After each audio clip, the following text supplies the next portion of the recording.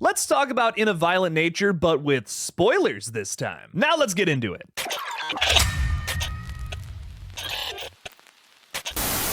Hey everybody, before we get into today's early review, I'd like to quickly thank my incredible patrons and channel members out there. Without your support of my little channel here, I wouldn't be able to upload as frequently as I do, and I'm incredibly grateful for you all. Mwah! Hugs and kisses. Please consider signing up for my Patreon today to keep this channel going by clicking on the link in the description of this video or by pressing the join button on this page. Go on and press it. Thank you again to my patrons. Now let's get into this spoiler review. As one last little warning, I will be talking spoilers for the latest slasher flick from IFC, so please check out my spoiler-free review I posted earlier in the week if you have not seen this film yet. If you spoil this for yourself, that's on you, dog. In a Violent Nature is going to be one of the most divisive movies of the year, with folks either loving it or hating it. It's shot almost entirely from the killer's perspective, and I can see folks getting annoyed by this, not seeing everything from the protagonist's viewpoint. Personally, that's why I loved this one, and it might be my favorite horror flick of the year, despite its lackluster ending. The kills, personality of the killer, and the history of the White Pines kept me engaged the entire time. Oh, yeah. Advertisements for this film promised a Terrifier 2 level experience where you'll need a barf bag and an old man's patience to get through it. Both of these things are pretty far from the truth. While the kills were excellent, Johnny's killing style is just not the same as Art the Clown's, where Art enjoys killing his victims, so much so to the point that it makes him laugh and the audience vomit. Johnny is more akin to Jason Voorhees. He just wants his locket back and then he's gonna go night-night. Although we do get a ton of backstory and a few moments of personality from our killer that I really enjoyed, he is your essential non-verbal slasher that you kinda wanna root for. Some reviewers are calling this flick boring, but I found it to be anything but. Yes, this movie is shot from the killer's perspective, but that doesn't mean the plot isn't constantly being pushed forward by what Johnny is seeing or listening to. The opening scene is a great example of how this movie shows you something in the woods that comes back a few minutes later. We got a glimpse of that bear trap that proved to be fatal for Johnny's first victim here. I also love that the two characters at the beginning are even talking about how miscellaneously the bear traps are placed in the woods at the beginning. My dude still got caught in it after all of that. Honestly, he kind of deserved to die. I wish we would have actually gotten to see the kill, but I think the point of this whole sequence was to get the audience invested in Johnny as a killer from the get-go. We got a taste of his motive as he plays with the wrong locket inside that nasty old house,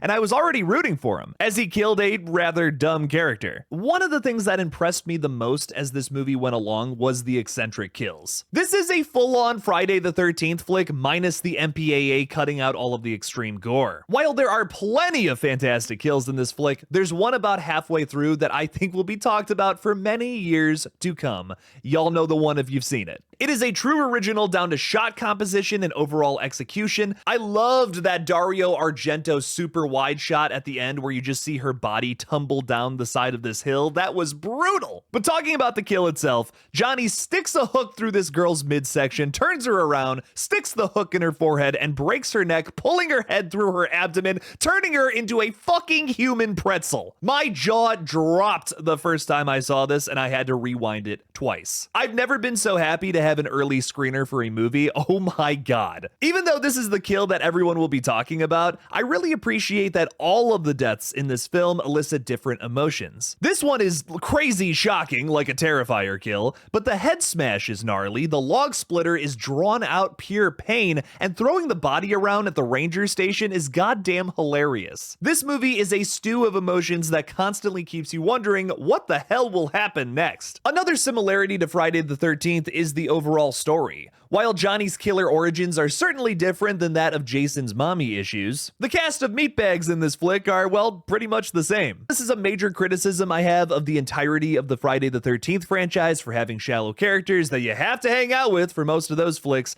It works here in Violent Nature because they skip all of the bullshit. I also want to add real quick that in my spoiler-free review, someone commented saying, hey, some of the characters are good in Friday the 13th, to which I would say yes, there are absolutely some standouts. I think parts 2, 4, and 6 have some pretty decent characters, but I'm talking the majority of the franchise. Like Friday the 13th and Nightmare on Elm Street especially are known for their lackluster characters. Come on now. I really like that In a Violent Nature doesn't force you to sit with these bland characters for too long before their deaths. It's much more about the killer's story and the history of this location that the flick is set. Every time it cuts to these characters, it's either pushing the story along or giving us some kind of important asset to why the characters react a certain way. For instance, they're not looking for not Shelly in the woods because he said he was gonna go meet up with some hot chicks they met earlier. They think he's getting laid. I absolutely loved this element of the film, finding a massive improvement upon the Friday formula. I don't think this is something other films should try to attempt though, as it only really works here. This film is in a unique spot, as the Friday franchise is held up in a proverbial vault over at New Line. It's almost like this film is saying hold my beer to all the Jason fans who just want another movie. On top of the triumph this movie is for hungry 80s slasher fans, it also finds niche areas to top what came before it. This film took a bad situation and made something incredible out of it to fill the void. It's an itch I've been trying to scratch since 2009. There are also blatant references to Friday the 13th across the board here, like our second kill of this movie. This guy looks exactly like Shelly from part 3, and then he gets killed in the same way Crazy Ralph met his end in part 2. I would even go so far as to say they topped that kill in this flick. In Friday 2's defense, they had the MPAA breathing down their necks. They had to dance around some of the gore in that flick, and even then, a shit ton of it was cut out of that movie. What the heck, MPA, formerly MPAA? With that, these annoying vacationing college students are just as horny as the ones over at Crystal Lake. As two of these characters set up a little fuck sesh, Johnny drowns one, and well, we already talked about what happens to the other one. Don't do yoga alone in the woods, kids. There's really only one big negative I have about the film overall, and it's the unfortunately dull ending. Our final girl dips, leaving the locket on the gas canister, runs through the woods, and is saved the next morning from a familiar face from Friday Part 2. They have a conversation about how her brother fought off a bear, and it's trying to reinforce themes that were already talked about many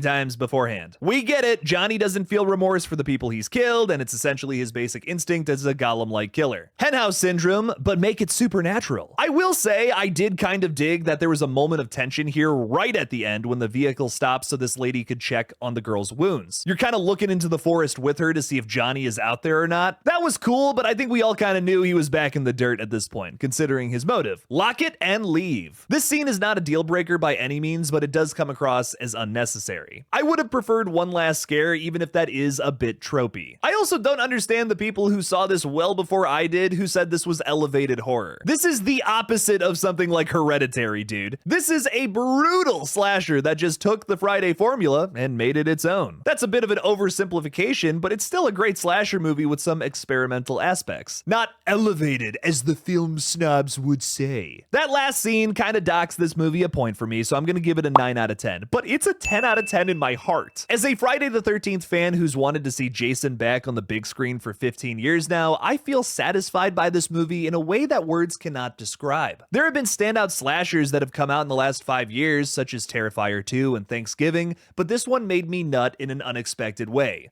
You heard me. I will be seated for whatever Chris Nash does next. I can't thank IFC Films enough for sending me a screener for this. I've been dying to see this one all year, and I'm so glad I got to check it out early. If you saw this in the theaters, like how I'm going to here soon, I'm proud of you, son. You did something right for the indie horror community. Good job, boy. What did you think of In a Violent Nature? Did this film make you nut as hard as I did? Leave me something about it in the comments below. Thank you all again for watching, and as always, don't forget to kill it out there, y'all.